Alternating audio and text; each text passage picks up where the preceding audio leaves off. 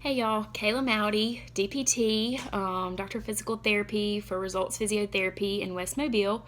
Just wanted to come to you today on this Monday evening with a little Monday educational moment. Today I will be talking about goals. So I'm actually going to go more personal, professional route with this one, less PT related. But I will give you a little bit of my background on goal writing and personal reflection, and then offer some tips to maybe write some goals for the new year, 2017, maybe meet some resolutions rather than just letting them fall by the wayside as time goes on. My personal connection with goal writing and self-reflection would probably have started first day of PT school. We were given the 7 core values of the physical therapy, of being a physical therapist, and we were instructed to write down all of our strengths, weaknesses, and then plan for development. So as we identified weaknesses, we were supposed to use our strengths and how we were going to develop in each area of core values. And then as a PT, in school, we repeated that every semester. We kind of kept a journal, could see our development from day one through graduation is when we completed that journal and that reflection time. And as a PT, I write goals for my patients. We write short-term goals, long-term goals, with short-term goals usually being a stepping stone to getting to the long-term goals, and long-term goals being very functional, like what does the patient want to be able to do after they, have less pain or have more strength or whatever we happen to be working on. And then more recently, in August of 2015, I participated in leadership development with the Junior League of Mobile, and we also assessed goals.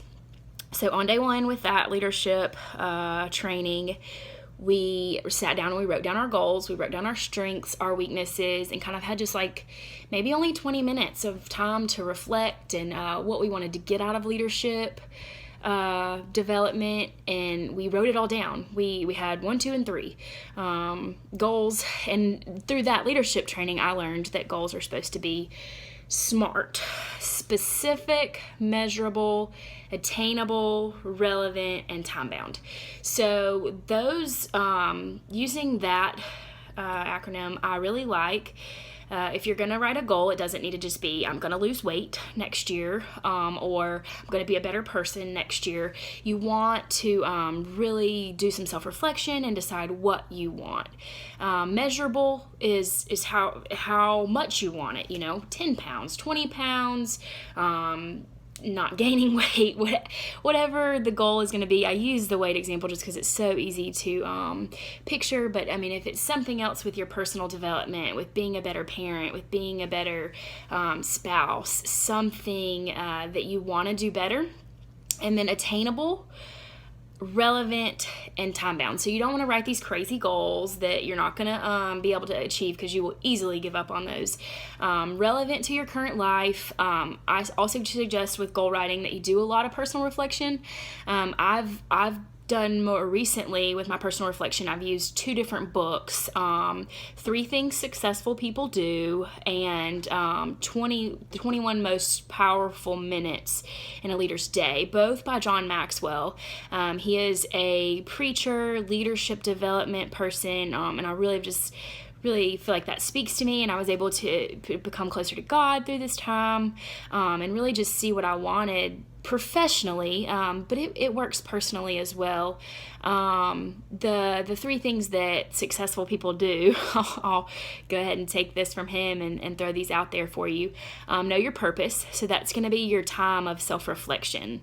What do you want? Do you have personal or professional mission statements? That really, I think of a company having a mission statement, but do you have a mission statement? Like, what is your most important thing to you that you're not going to compromise to try to get to where you want to go? If you are focused on that, the true deep meaning of what you want to accomplish each day, the other things kind of fall into place, is my experience. Growing to maximum potential is the next thing he suggests. And for me, that's just spending some time each day in personal development, whether it's professionally, reading articles to help my patients, or whether it's reading my Bible to help myself be more focused on the mission and God. Just every day having some time set aside for growth, and doing it intentionally. Don't just expect it to happen as you go along each day. Purposely have a plan for growth. I'm going to listen to a podcast a week. I'm going to read this book, or I'm going to research this thing. If weight loss is your goal, you're going to research nutrition. You're going to research fitness. You're going to research core stability and all this stuff that's really important when you begin a fitness journey. That's not just running and walking, and there's a lot more that goes along with it that you may need to do some research on, or reach out to someone to get some help with. Those are growing to your maximum potential.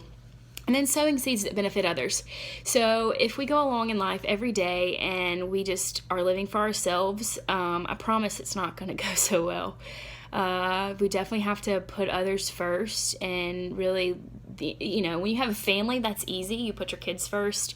But really, for me, it's putting my patients first, and putting my team at work before me, and making sure their needs are met along the way. As I develop professionally, just kind of pouring some time into them as well, to bring them along my journey with me. That is really been eye-opening to not be self-centered. That's always kind of been one of my barriers to growth. So looking around and doing some reflection on who you can help and who you can bring along your journey with you is really cool too. Just to summarize today, I recommend that in order to meet your goals or your resolutions, achieve greater things, more success, I recommend writing things down, having time for reflection. Doesn't have to be daily, but having time for professional development each day, personal development, research, just expanding your knowledge of whatever you're interested in, so that you will be best set up to meet the goals. Use other people's knowledge. Well, we have the internet. It is amazing. I hope that these videos are reaching a large number of people, and I hope to continue to grow that. I do have a plan to start gathering email addresses over the next few months and getting some sort of newsletter, blog, something up to reach more people, to promote health and wellness and fitness and success, and just some things that I'm doing that are working well for me, and I just want to share with others and bring others along the journey with me. So if you would like to be included in that, or have an interest in some sort of monthly newsletter or something that could help, would come directly from me to the consumer, to help with professional, personal health, wellness, development, advice. I'll be getting that blog going in the next couple months. So if you're interested, just send me a message or post below with your email address and areas of interest, and I'll be getting those together and getting that up soon. Again, this was not a live video because I hope to get these up on YouTube soon, not just Facebook. So Facebook does not let me have my live videos, so I will be recording them and posting them from now on. So I appreciate any shares to get that out to more people. Thanks.